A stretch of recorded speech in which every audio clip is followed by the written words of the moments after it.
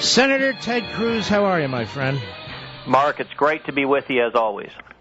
It's always a pleasure. Well, you know, apparently Thursday is the day we determine whether the Second Amendment is going to be amended by a majority vote on the floor of the Senate, or whether you and some other brave souls are going to be able to slow this down. Do I have this about right? Well, that's exactly right, and I think we should stand together and defend the Bill of Rights.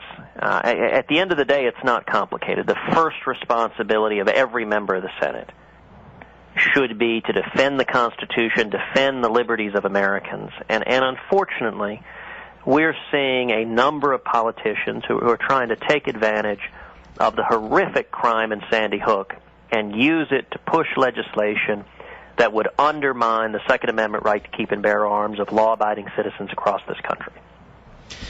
You know the Constitution as well as anyone. You've been in front of the Supreme Court and so forth.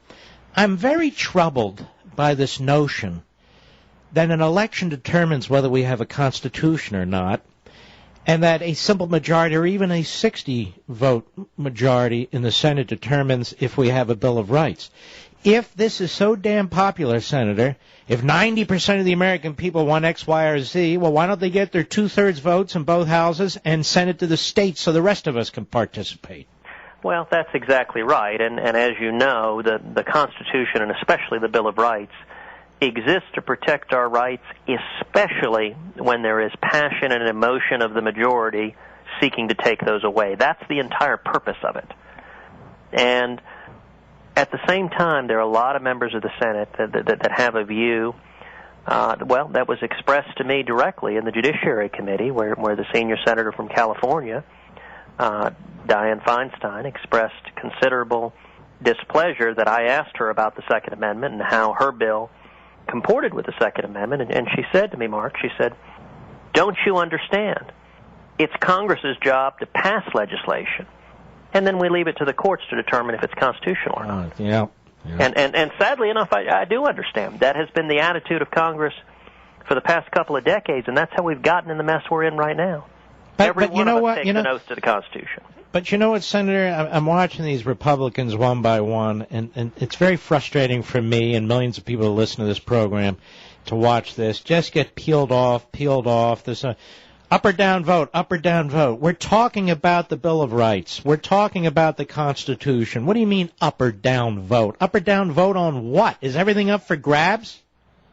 That's exactly right. And it's reflective of part of the problem in Washington, which is when there is an event like the horrific shooting in Sandy Hook, you get a lot of elected officials that run out and they want to do something. They want to show how tough they are.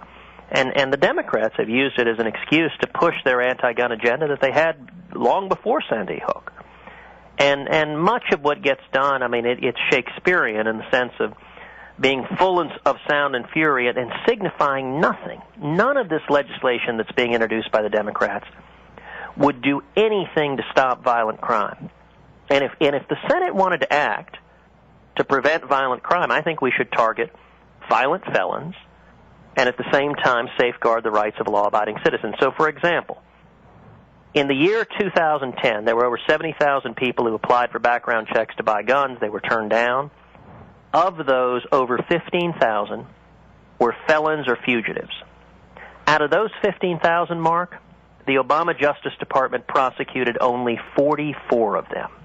44 out of 15,000 felons and fugitives who were trying to illegally purchase a gun. Now, if we're interested in stopping violent crime, I think we ought to be putting law enforcement resources into going after felons that are trying to illegally buy guns instead of stripping away the constitutional rights of law-abiding citizens who've never committed a crime and are very unlikely ever to do so.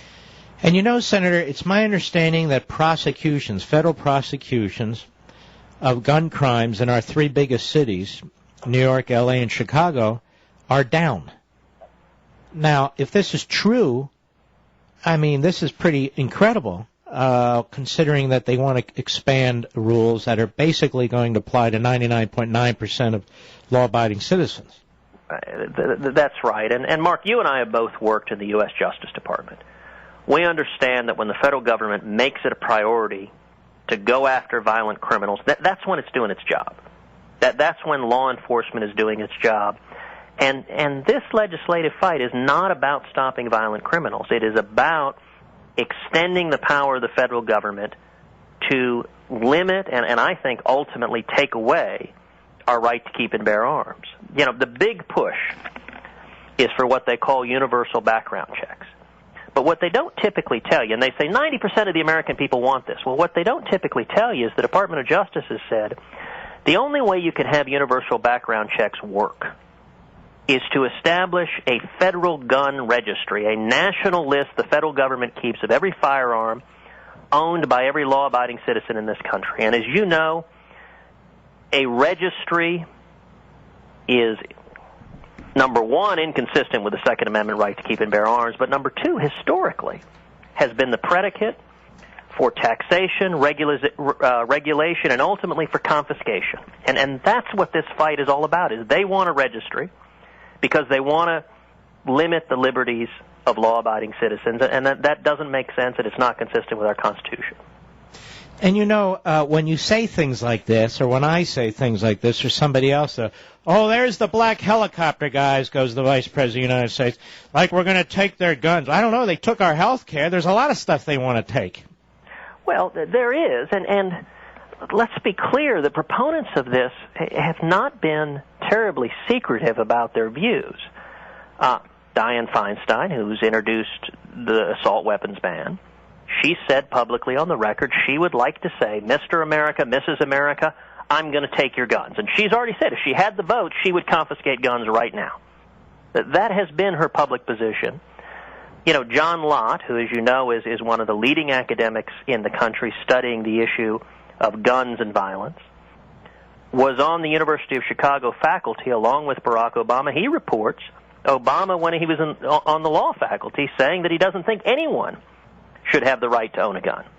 And so these fears are driven by the very explicit policy agenda, and it's an agenda that is not consistent with the protections of the Bill of Rights. And what is the point of having universal registration with tens of millions of Americans and even more weapons on some computer, when in fact, as you and I well know, we call people criminals because they evade the law, not because they comply with the law? I mean, that is exactly right. But remember, we have an attorney general who is on film saying he wants to, quote, brainwash Americans to hate guns.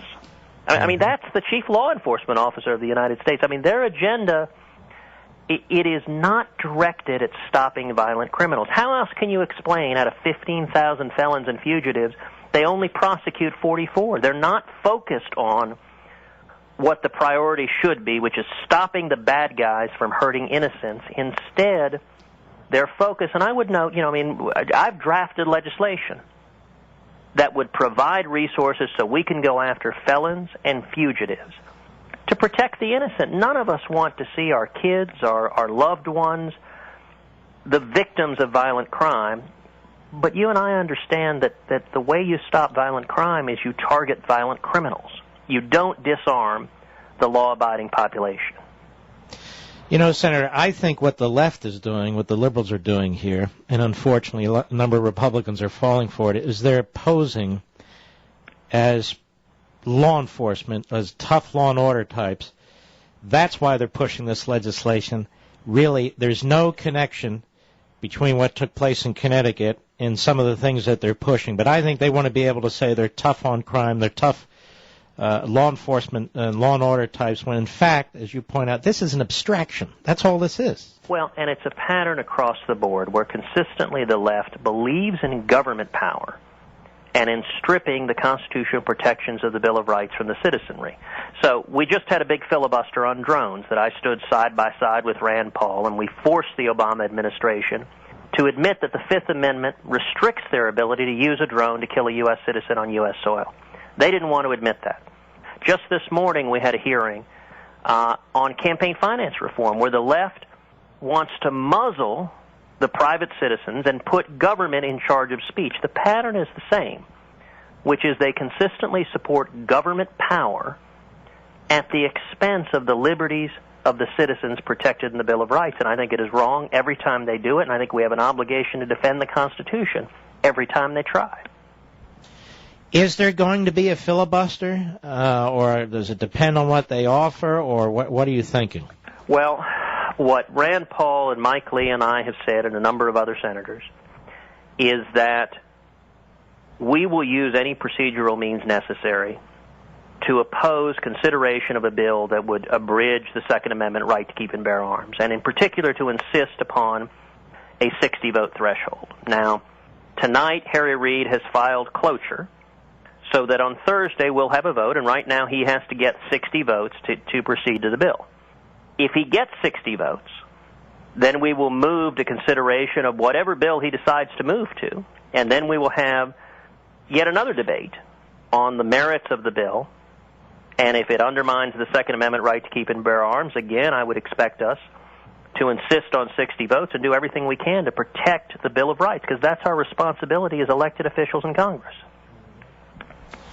You know, when they jump up, as I say, and they say, you know, we have a right, up and down vote, majority rule, I hope one of you guys will say, and I think you will, if you want an up and down vote, then you propose a constitutional amendment and you go get your two-thirds vote, so we, the people out here in the states and our state legislatures, we get a bite at this apple too. That's the way it's supposed to work. Well, and as you know well, it was just a few years ago when the District of Columbia and liberals all over the country went before the U.S. Supreme Court and argued that the Second Amendment doesn't protect anybody's rights, that no individual, no man or woman in the entire country has any right whatsoever under the Second Amendment. I mean, that was a radical and extreme position, and yet that was the position of Washington, D.C., that was the position of the city of Chicago in the McDonald case, where they argued the states could ban firearms, could confiscate every firearm, and it was consistent with the Constitution. And thankfully, the Supreme Court rejected those radical views